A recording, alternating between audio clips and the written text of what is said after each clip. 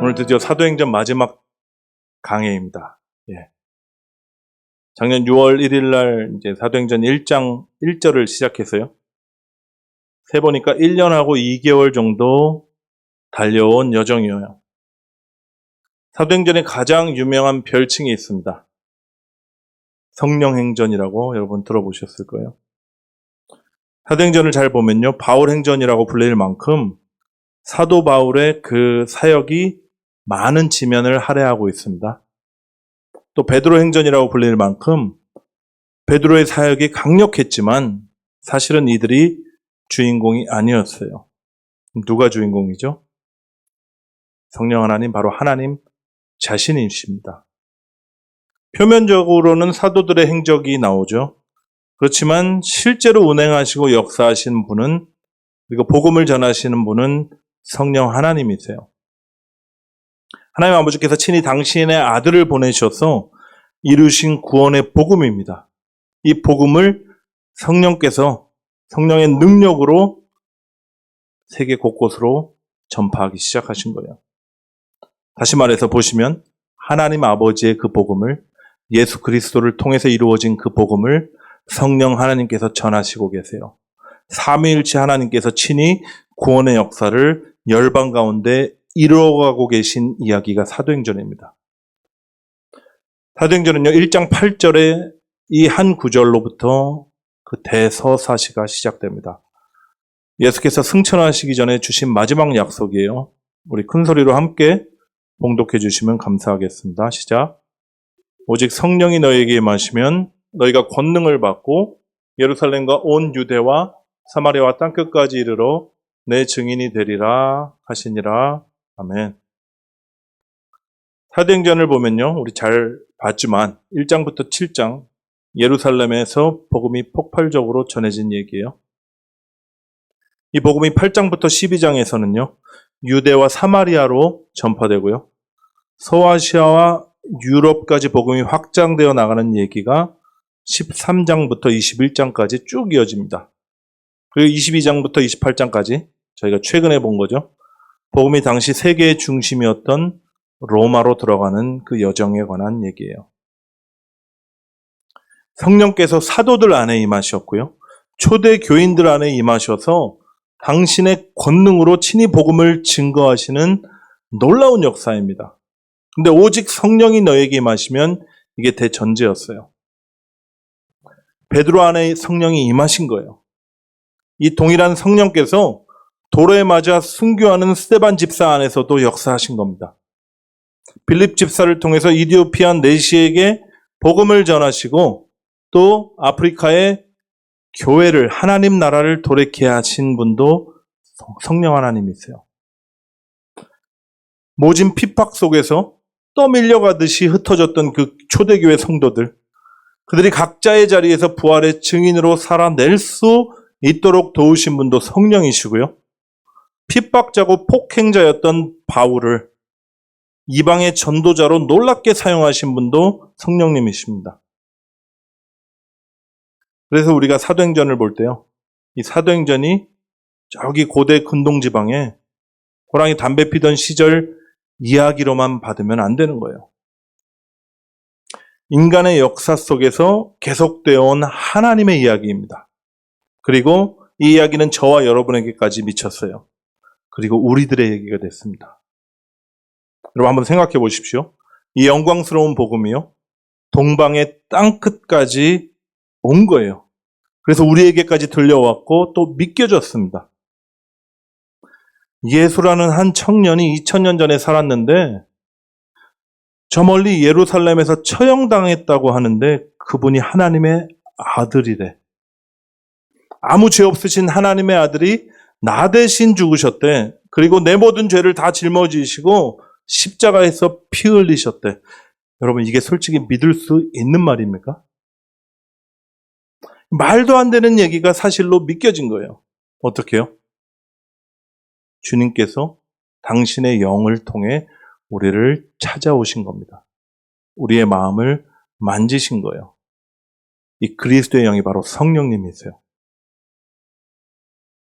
이 성령님의 성령 행전은 계속됩니다.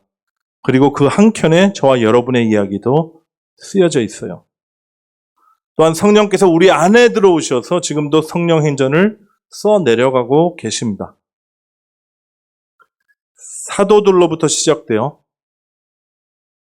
소아시아와 유럽을 넘어서 이제는 온 열방 가운데 세워진 교회들이 바로 성령 행전의 주역들이 된 겁니다. 하나님의 교회, 바로 저와 여러분들이에요. 서론을 얘기하다가 제가 본론까지 다 가버렸는데 지금 내려가면 다들 기뻐하시겠지만 오늘 마지막인 만큼 좀 각오하시고 들어주셨으면 감사하겠습니다. 본론 남았으니까 본론으로 넘어가 보겠습니다. 여러분 지난 주일에 살펴본 얘기 기억나시죠? 바울이 탔던 배가 파손됐어요. 그리고 바다 위를 표류하다가 겨우겨우 구조된 섬이 몰타 섬이었습니다.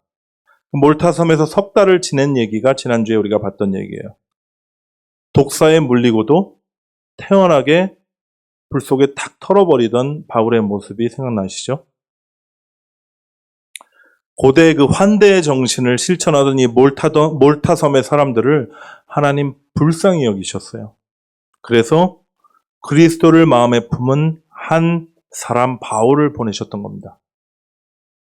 바울의 기도로 섬의 가장 높은 그런 위치에 있던 자의 아버지, 부친이 치유를 받았고요. 그 소식을 듣고 섬에 있는 모든 병자들과 연약한 자들이 모여서 고침을 받게 됩니다. 복음이 증거됐고 성령의 역사로 그 복음이 확증되어서 하나님의 나라가 이 섬 가운데 임하게 된 거예요. 이런 사역의 영광을 뒤로하고 또 우여곡절 끝에 바울 일행이 로마에 도착합니다. 주님께서 폭풍 속에서 바울에게 이렇게 약속하셨어요. 바울아, 두려워하지 말라. 내가 가이사 앞에 서야 할 것이다. 당연히 독자들이 어떻게 생각할까요? 드디어 바울이 세계 최고의 권력자 앞에 서겠구나. 이런 기대를 하게 되겠죠. 당시 이제 카이사르가 누구였냐면 그 시저가 네로 황제였습니다. 우리가 잘 아는 그 네로 황제.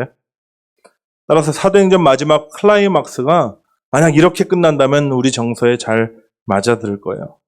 바울이 딱 네로 앞에 서서 재판장 앞에서 담대하게 복음을 증거하는 그 장면으로 끝난다면 말입니다.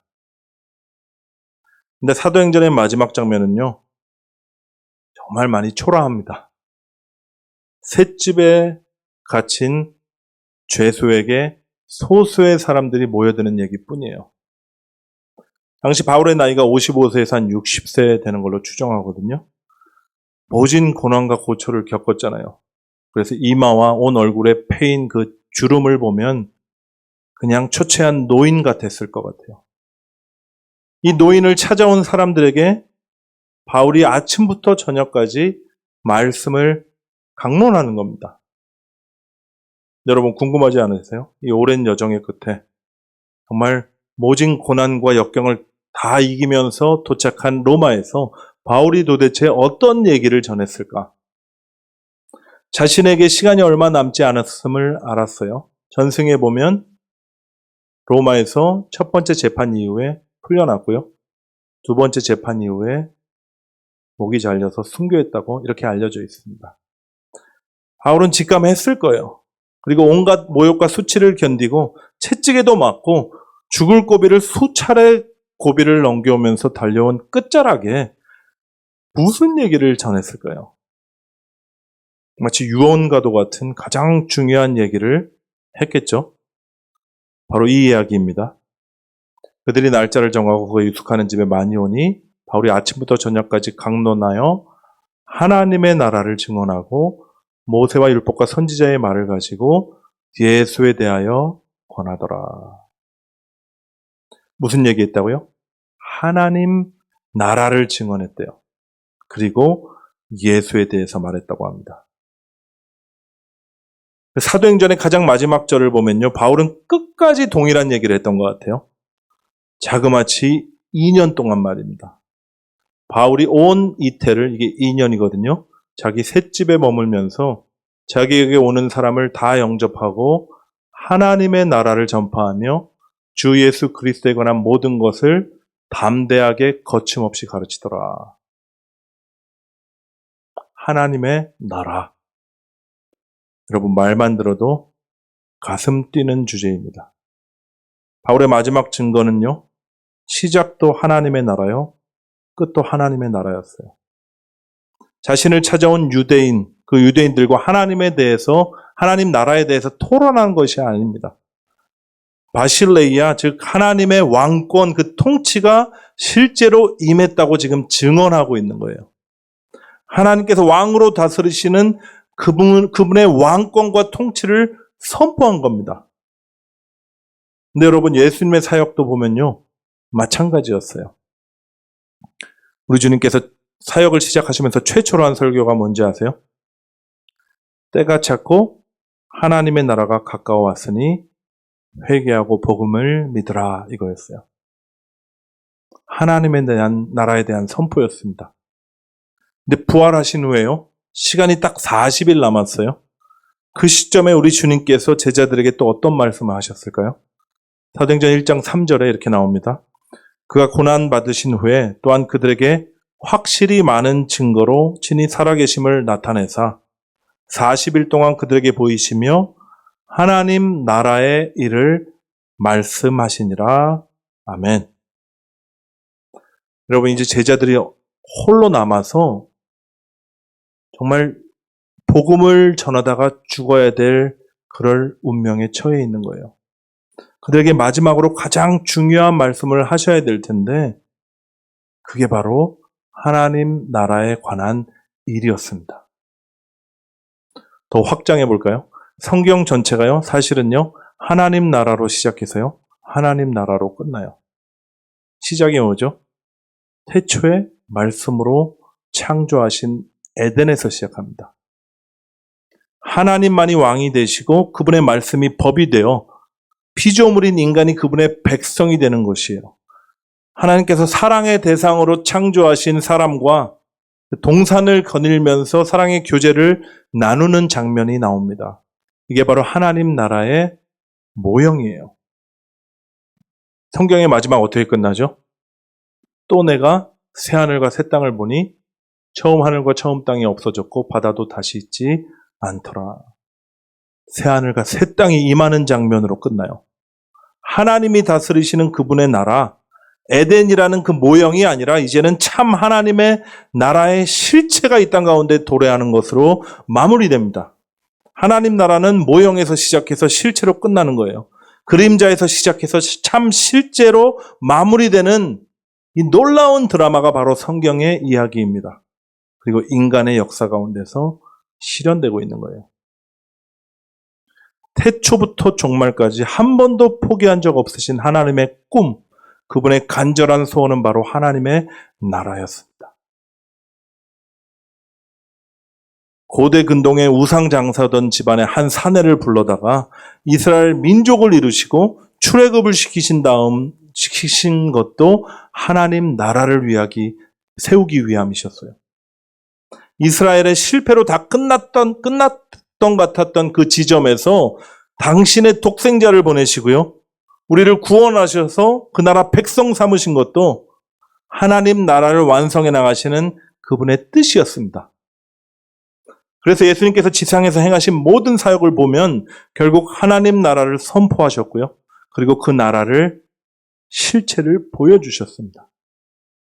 이게 주님의 마지막 가르침이, 그분의 유언과도 같은 가르침이 하나님 나라에 관한 일이었다 하는 게 당연한 거예요. 근데 여러분, 하나님 나라 하면 어떤 이미지 떠오르시나요? 저는 예전에 황금길이 제일 먼저 떠올랐어요. 황금길. 그리고 그 황금길 좌우로 대궐 같은, 궁전 같은 그 집들이 질비합니다. 그 중에 제일 큰 집이 내 집이 되지 않을까? 그런 기대를 다들 해보셨을 법합니다. 수정같이 맑은 생명수강이 저 멀리 보이고요, 그 강가에는 수많은 생명나무들이 자랍니다. 근데 잘 보면요, 제가 왜 이런 이미지를 떠올리게 됐냐? 소위 입신하신 분들의 간증의 영향이 컸어요. 예. 물론 계시록에 나옵니다. 그 성의 길은 맑은 유리 같은 정금이더라. 이런 말씀도 있고요. 새하늘과 새 땅의 그 새 예루살렘 성이 각종 보석으로 치장되어 있고요.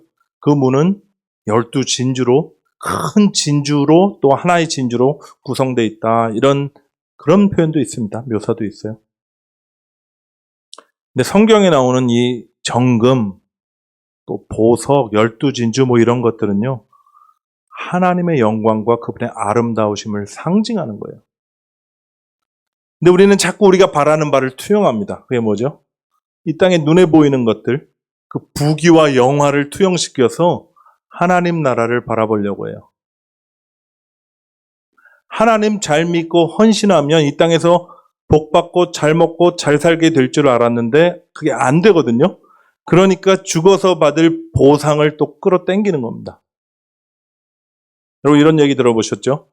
하나님께 열심히 헌신하고 봉사하고 물질도 드리고 시간도 드리고 정말이지 죽도록 충성하다가 천국에 가면 뭘 쓰죠? 멸죽안 쓰고 또 큰 대궐 같은 집에 살게 될 것이다. 그리고 반면에 대표자입니다. 십자가의 옆에 있던 강도처럼 마지막에 이렇게 겨우겨우 부끄러운 구원을 받으면 천국에 가서도 개털 모자 쓰고 운막에 살게 될 것이다. 저는 많이 들었어요. 부흥사 분들께 많이 들었습니다. 여러분 거짓말이에요. 이런 천국은 없습니다. 성경에 절대 나오지 않아요. 제가 다 찾아봤습니다. 개털 모자 안 나와요. 부끄러운 구원, 그런 구원 없습니다. 모든 구원은 예수 그리스도의 피로 값주고 사신 영광스러운 구원이에요. 죄송하지만 황금으로 된 대궐 같은 개인 저택에 대한 약속도 없습니다. 소위 많은 유명하신 부흥사들이 알아듣기 쉽게 얘기하셨다고 저는 그렇게 믿어요. 근데 그게 이제 세상적인 어떤 욕망을 버리지 못하는 우리들의 그 욕심과 잘 맞아 떨어진 거예요. 그래서 천국에서 가는 보상을 우리가 바라보게 된 겁니다. 여러분 그러면 성경에서 말하는 하나님 나라는 도대체 뭘까요? 제가 정의를 내리면 안 믿으실 테니까 말씀을 같이 보시죠. 새하늘과 새 땅에 약속되어 있는 하나님 나라의 실체가 연된 계시록 22장의 핵심 구절이 바로 이거예요. 제가 읽겠습니다. 보라 하나님의 장막이 사람들과 함께 있음에 하나님이 그들과 함께 계시리니. 맞아요, 여러분. 바로 하나님께서 함께 계시는 그곳이 바로 하나님의 나라입니다. 하나님께서 왕으로 다스리는 그 통치, 이게 하나님 나라의 본질이에요. 아무리 대궐 같은 집이 있고 황금길이 있고 정말 변기 뚜껑을 다이아몬드로 만든 집에 살아도 하나님 없으면 지옥입니다. 그렇다면 이 왕권이 누구를 통해서 세워졌나요? 바로 우리 주 예수 그리스도를 통해서 세워진 거예요. 십자가에서 죽고 부활하신 예수께서 주와 그리스도와 왕이 되셨습니다. 그분 때문에 그분 안에서 지금 하나님의 왕권이 회복된 것이고 그 통치가 다시 임하게 된 거예요. 그래서 바울은 하나님의 나라를 따로 띄어서 얘기하지 않았고요. 하나님 나라를 증언할 때마다 그리스도에 대해서 말씀했습니다. 바로 우리 주 예수 그리스도, 그분이 복음의 본질 그 자체이시고 하나님 나라세요. 아멘이 있어요? 여러분 아멘 잘하셨지만 만약 하나님의 나라가 진짜 선포가 되고요. 예수 그리스도의 복음이 증거되잖아요. 그러면 사람들의 반응이 정확하게 두 가지로 나뉩니다. 하나님의 통치를 받아들이고 순복하거나 아니면 거부하고 떠나가거나 둘 중 하나예요. 바울의 말씀을 듣는 사람들도 동일하게 갈렸습니다. 본문 24절로 25절 말씀 제가 읽을게요. 그 말을 믿는 사람도 있고 믿지 아니하는 사람도 있어 서로 맞지 아니하여 흩어질 때. 제 생각에 말씀을 믿는 자는 아주 소수였던 것 같아요. 믿지 않고 떠나가는 사람들이 아마 다수였을 겁니다. 바울이 이들을 보며 안타까워하며 이렇게 얘기했거든요. 너희가 듣기는 들어도 도무지 깨닫지 못하며 보기는 보아도 도무지 알지 못하는도다. 이 백성들의 마음이 우둔하여져서 그 귀로는 둔하게 듣고 그 눈은 감았으니 이는 눈으로 보고 귀로 듣고 마음으로 깨달아 돌아오면 내가 고쳐줄까 함이라 하였으니 그런즉 하나님의 이 구원이 이방인에게로 보내어진 줄 알라. 그들은 그것을 들으리라. 지금 바울이요, 이사야서 6장의 예언의 말씀을 인용하고 있는 겁니다. 신약에서 자그마치 6번 인용돼요. 이렇게 많이 인용되는 말씀도 없을 거예요. 예수님께서 이 말씀을 인용하시는 장면이 사복음서에 다 나옵니다. 4번이죠. 오늘 본문인 사도행전 28장에서 사도 바울이 또 한 번 인용하고요. 로마서 11장 8절에서는 좀 요약해서 다시 한번 언급합니다. 원문인 이사야서 6장 9절 10절을 제가 또한 읽겠습니다. 여호와께서 이르시되 가서 이 백성에게 이르기를 너희가 듣기는 들어도 깨닫지 못할 것이요 보기는 보아도 알지 못하리라 하여 이 백성의 마음을 둔하게 하며 그들의 귀가 막히고 그들의 눈이 감기게 하라. 염려하건대 그들이 눈으로 보고 귀로 듣고 마음으로 깨닫고 다시 돌아와 고침을 받을까 하노라 하시기로. 이 말씀 자세히 보시면 어떤 느낌이 드세요? 저는 조금 충격받았어요. 아니, 어떻게 하나님께서 백성들의 마음을 둔하게 하고 귀가 먹게 하고 또 눈이 감기게 하라 이렇게 말씀하실 수 있을까? 그 다음 말씀 더 충격이죠. 염려하건대 그들이 눈으로 보고 귀로 듣고 마음으로 깨닫고 다시 돌아와 고침을 받을까 하노라. 여러분, 하나님께서는 그들을 어떻게든 구원해 주셔야 할지, 믿도록 해 주셔야 될 분 아닌가요? 근데 그들이 자신의 죄를 깨닫고 믿게 되어서 고침받을까봐 염려하신다. 이렇게 말씀이 이해되더라고요. 그래서 이 예언의 말씀을 우리식으로 그대로 받으면 이런 의구심이 드는 게 당연합니다. 근데 전혀 이런 뜻이 아니고요. 히브리어 어법이 있거든요. 결과적 수사법이라고 하는데 어법 때문에 이렇게 보이는 거예요. 무슨 어법이냐? 사람들이 스스로 거부하여 일어난 결과를 마치 하나님이 그렇게 조장하신 것처럼 이렇게 표현하는 어떤 그런 어법입니다. 비근한 예로 뭐가 있냐? 출애굽기에 이거 나오죠. 하나님이 파라오의 마음을 완악하게 하셨다. 실제로는요, 파라오 스스로 마음을 강팍하게 먹은 거예요. 근데 하나님이 그대로 내버려 두셨다라는 겁니다. 부모의 말을 잘 안 듣고 반항을 하도 하면 이런 얘기 해볼 때 있잖아요. 그래, 어디 끝까지 네 마음대로 해봐. 네. 뭐 해본 적은 없으시고 많이 들어보신 그런 분들이 많은 것 같은데 어쨌든 근데 이 말이요, 자식들이 그래 네 마음대로 하다가 망해라 그런 바람으로 말하는 부모가 어디 있겠습니까? 당신의 말을 잘 듣고 돌이켜서 돌아오라고 간절히 바라는 마음을 담아서 얘기하는 거예요.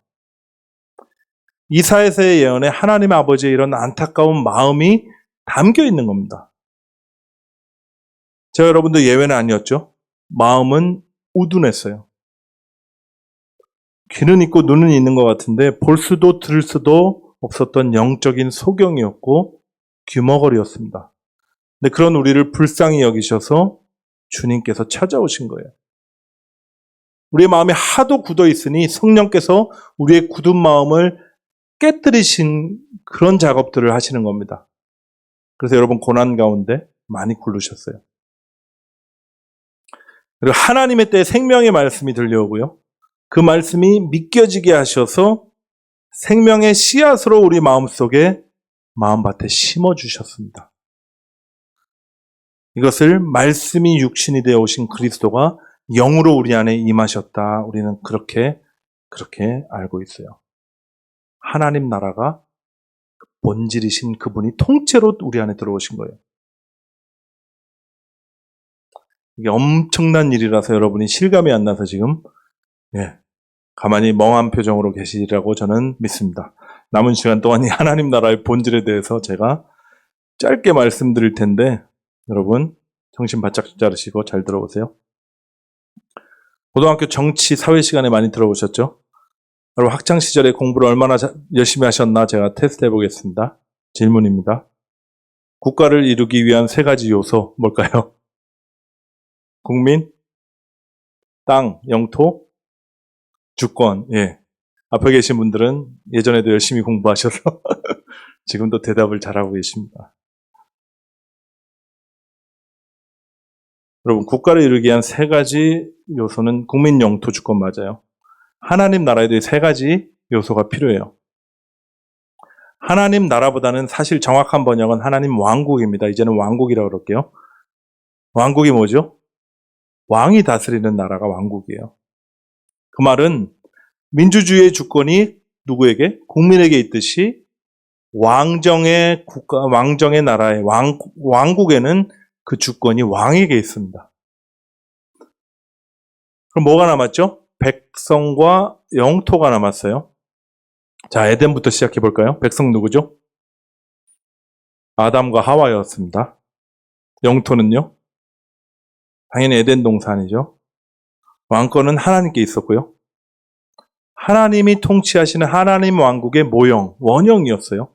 근데 그때 백성 중에 많지도 않아요. 그 둘이 왕이 되고 싶었던 겁니다.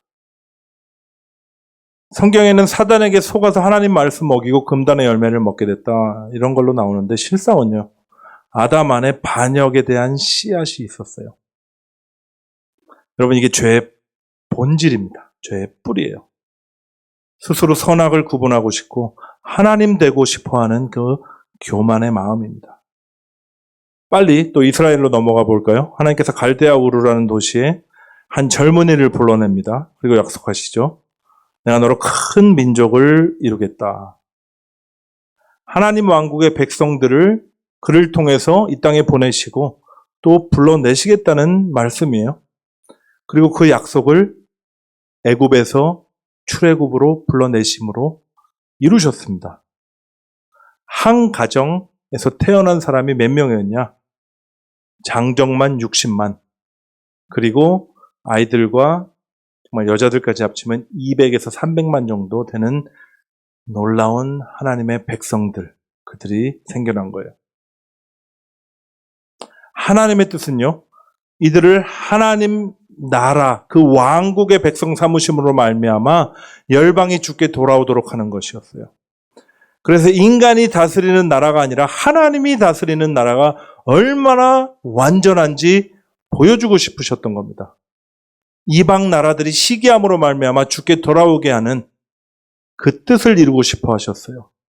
이게 바로 이스라엘을 제사장 나라 삼으시겠다고 하신 약속의 의미입니다. 근데 성공했나요? 아니요. 아담처럼 이스라엘도 역시 하나님을 반역하고 불순종함으로 말미암아 실패했어요. 근데 하나님 왕국에 대한 그분의 소원은 멈추지를 않습니다. 그리고 이 모든 실패 과정마저 하나님의 완전한 구원의 시나리오 안에 이미 들어있던 거예요. 하나님의 때가 되었습니다. 그리고 독생하신 그 아들을 보내세요. 하나님 자신이 인간의 몸을 입고 이 땅에 오신 거예요. 그분은 사역을 시작하시면서 이 땅에 오신 그 목적과 의미를 이렇게 선포한 거예요. 회개하라, 하나님의 왕국이 가까이 왔다. 참 왕이 오신 겁니다. 하나님의 왕국의 실체가 이 땅 가운데 나타나신 거예요. 땅의 먼지로 지음받아서 스스로 하늘에 닿을 수 없는 모든 인류, 절대적인 무능자요, 이 죄인들을 살리시기 위해서 하늘이신 그분이 친히 이 땅 가운데 오신 겁니다. 이제 하나님 왕국을 위해서 뭐 더가 필요하죠? 뭐가 필요하죠? 아직 백성이 필요하죠. 그래서 예수님께서 여러 지역을 다니시면서 복음이 가장 필요한 자들, 복음이 없으면 살 수 없는 그 마음이 가난한 자들, 그들을 찾아가신 거예요. 각종 병자들과 세리들과 창기들과 이런 지극히 작은 자들을 하나님 불러 모으셨습니다. 하나님 왕국의 백성 삼으시려고요. 그리고 이런 말씀하셨어요.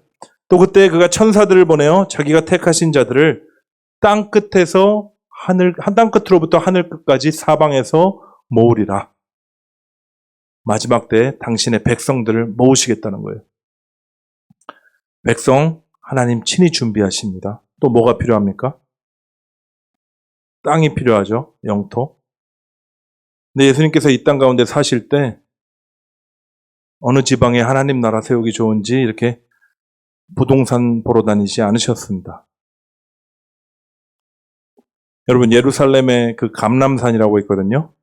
그 땅 주변에 무덤들이 엄청 많아요. 근데 세상에서 제일 비싼 매장지가 바로 거기입니다. 왜 그런지 아세요?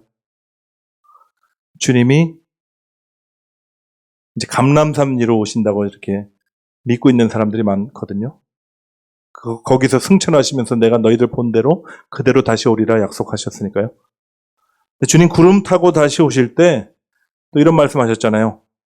먼저 죽은 자들이 일어나게 될 것이다. 그래서 이 데살로니가 전서의 말씀을 문자적으로 해석해서요. 가장 먼저 주님을 맞이하려고 또 천국에 가려고 지금 그 땅을 매장지를 사고 있는 거예요. 여러분 사지 마십시오. 돈도 없지만. 여러분 하나님 나라 눈에 보이는 나라가 아닙니다. 하나님께서 당신의 왕국을 세우기로 작정한 곳은요. 눈에 보이는 땅이 아니라 어딘지 아세요? 주님의 말씀을 들어보시죠.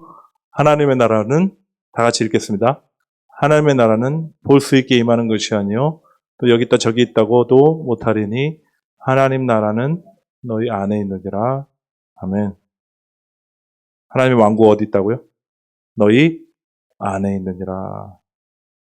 내가 나의 왕국을 너희 마음 가운데 세우리라고 지금 선포하고 계신 거예요. 연합을 말씀하고 계신 겁니다. 하나님 왕국을 세우시는 그분의 목적이 뭐였죠? 내가 너의 하나님이 되고 너희는 내 백성이 되어 영원히 함께 사랑하며 친밀하게 교제하자. 이게 목적이에요. 근데 왕과 백성의 관계로 성에 안 차시는 겁니다. 그래서 아버지와 자녀로 우리를 부르셨다. 남편과 부인, 심지어 신랑과 신부처럼 온전한 연합의 관계로 우리와 함께 하시기 위해서 이제 그분의 왕국을 우리 안에 세우시겠다는 겁니다. 조금 실감이 좀 더 되시나요? 감동이 되십니까? 이 소원 하나 이루시기 위해서 우리 주님이 죽으신 거예요. 죄는 조금 더 가까이 하실 수 없는 분이 만물보다 부패한 우리 마음에 들어오실 수가 없거든요. 그래서 우리의 모든 죄를 다 스스로 짊어지시고 죽으신 겁니다. 그리고 그 주님이 부활하셨어요. 어디요? 모든 믿는 자들의 마음 안에 부활하셨습니다. 그리스도의 영으로 들어오심으로 말미암아 친히 우리의 왕이 되신 거예요. 주님 말씀하셨죠? 내가 떠나는 것이 유익이다. 내가 떠나야 너희들에게 보혜사를 보내줄 것이다. 또 이런 말씀하셨어요. 내가 가서 거처를 마련할 텐데 우리 아버지 집에 거할 곳이 많다. 저 멀리 천국에 대궐 마련하시겠다는 그 얘기가 아니라요. 우리 안에 주님 거하실 처소를 준비하셔서 당신의 영으로 들어오시겠다고 지금 말씀하시는 겁니다. 주님이 우리 안에 거하시고 우리가 주님 안에 거할 때 그 완전한 연합을 내가 이루겠다고 지금 약속하시는 거예요. 여러분 안에 주님 함께 하심을 여러분 믿으십니까? 안 믿으십니까? 다시 한번 여쭤볼게요. 여러분 안에 주님 함께 하십니까? 예, 이미 하나님의 왕국이 도래한 거예요. 아멘이 처음에 작으셨는데 왜 그런지 저는 알아요. 하나님 나라는 눈물도 아픔도 없다는데 나는 왜 이렇게 맨날 아플까? 하나님 나라는 성령 안에서 의와 평화와 기쁨이라는데 왜 나는 맨날 이렇게 우울할까? 제가 이유를 알려드릴게요. 아직 나라를 이루는 한 가지 요소 제가 말씀 안 드렸는데 그게 해결되지 않아서 그래요. 그게 뭐죠? 주권, 왕권입니다. 우리 주님이 우리 안에 들어오셨는데 우리는 여전히 죄의 관성이 남아있는 거예요. 내가 왕이 되고 싶은 겁니다. 말로는 주님께 맡긴다고 찬양도 주님께 맡겨드린다고 하면서 여전히 내 삶의 주체는요. 나예요. 주님은 뭔가요, 그러면? 나를 돕는 도움이에요. 좋게 말해서 도움이지 그분이 마치 나의 욕망을 이루어 주시는 신하처럼 종처럼 우리가 부리고 있는 겁니다. 돌이켜야 합니다. 신앙은요, 결국 무슨 싸움이냐? 왕권의 싸움이에요. 내가 내 마음의 왕좌에서 내 주인의 자리에서 내려오는 것을 성경은 뭐라 그러냐? 회개라고 합니다. 철저히 주님 앞에서 나의 무능을 고백하면서 나는 스스로 죄를 끊을 수도 거룩해질 수도 없는 자입니다. 이것을 온 존재로 고백하는 것이 바로 회개예요. 그리고 믿음은요, 주인이 바뀌는 겁니다. 왕권을 참된 왕이 되신 주님께 우리가 넘겨드리는 거예요. 삶의 주체가 바뀌어버리는 거예요. 여러분 명심하십시오. 우리 안에 임하신 하나님의 왕국은요, 왕이 친히 우리를 다스리시고 통치하실 때만이 경험되어지고 실제가 되는 거예요. 근데 주님이 왕이면 내가 뭐가 되죠? 종이 돼요. 신하가 되는 거예요. 그게 싫은 겁니다. 본능적으로 죄에 찌들어 있던 그 본능 때문에 하나님처럼 되고 싶고 왕이 되고 싶은 그 죄성이 아직도 우리를 사로잡고 있는 거예요. 사단이 우리를 속이고 있는 겁니다. 그럼 지금 내 마음의 왕이 누구인가? 제가 테스트할 수 있는 방법을 딱 하나 알려드릴게요. 내가 스스로가 왕이 될 때 나오는 증상이 하나 있습니다. 내가 왕이 되잖아요? 그러면 다른 사람들과 부딪히게 됩니다. 부딪히게 돼요. 자꾸 이제 갈등이 생기고 부딪히시는 분들 잘 들으세요. 저도 잘 듣고 있습니다. 네, 제가 안 그렇지 않습니다. 내가 왕이란 얘기는요, 다른 사람은 종이 돼야 된다는 얘기거든요. 그러면 다 나를 인정해줘야 되고 내 마음을 알아줘야 되고 또 나를 존중해줘야 되고 또 내가 원하는 대로 해줘야 되는 거예요. 근데 안 그럽니다. 왜요? 나도 왕인데 너도 왕이에요. 쟤도 왕이고 얘도 왕입니다. 종이 없어요. 신하도 없어요. 모두가 자기를 이해해 주기를 바라고 받아주기만을 바라니까 안 부딪힐 수가 없는 겁니다. 근데 그리스도가 왕이 되시잖아요. 그러면 빌립보서 2장의 말씀이 우리의 삶 가운데서 이루어지기 시작해요. 무슨 말씀이죠? 오직 겸손한 마음으로 각각 자기보다 남을 낮게 여기고. 왜요? 자기를 비워서 종의 형체를 가지시고 죽기까지 복종하신 그 주님이 우리 안에서 행하실 수 있기 때문입니다. 지금 제가 축복하기는 이 왕권 쟁탈전이 우리 안에 계속 있어요. 이 마음속의 전쟁에서 주님 붙들고 승리하심으로 말미암아 참 하나님의 왕국을 지금 여기서 누리시기를 우리 주 예수 그리스도의 이름으로 축원합니다. 여기서는 왕국은커녕 맨날 지옥처럼 살다가 하나님 나라 가잖아요. 너무 생소하고 너무 멋쩍어서 하나님 나라가 나라 같지 않을지도 몰라요. 여러분, 사도들의 행전, 성령의 행전은 멈추지 않습니다. 초라해 보이는 이 사도행전의 결말이 바울의 마지막 이런 설교로, 강론으로 끝나는데요. 바울이 하나님의 나라를 증언하고 그리스도의 왕권을 선포한 이후에 마지막 단어가 바로 아콜리토스로 끝납니다. 무슨 뜻이냐? 거침이 없다, 이런 뜻이에요. 여러분, 바울은 갇혀있죠? 네로 앞에서 복음을 선포하기는커녕 지금 새방에 갇혀있는 2년 동안 갇혀있는 신세가 됐습니다.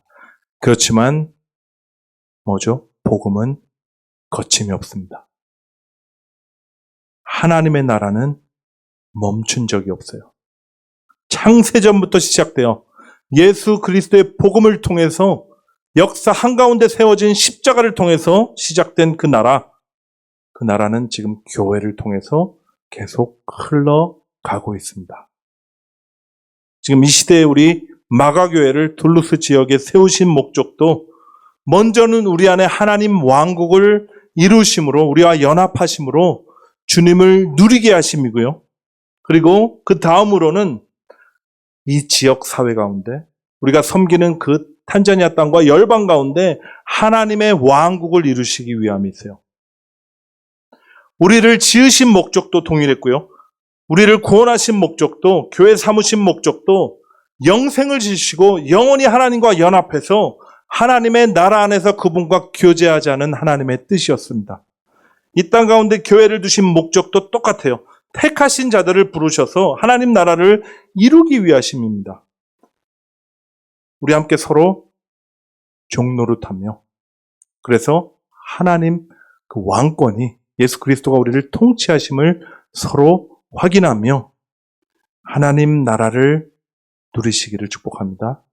우리만 누리는 것이 아니라 이 지역사회 안에서 유대와 사마리아와 또 땅끝까지 하나님 나라를 증거하고 선포하는 우리 마가교회 교인 모두가 되기를 이 시간 예수 그리스도의 이름으로 축복합니다.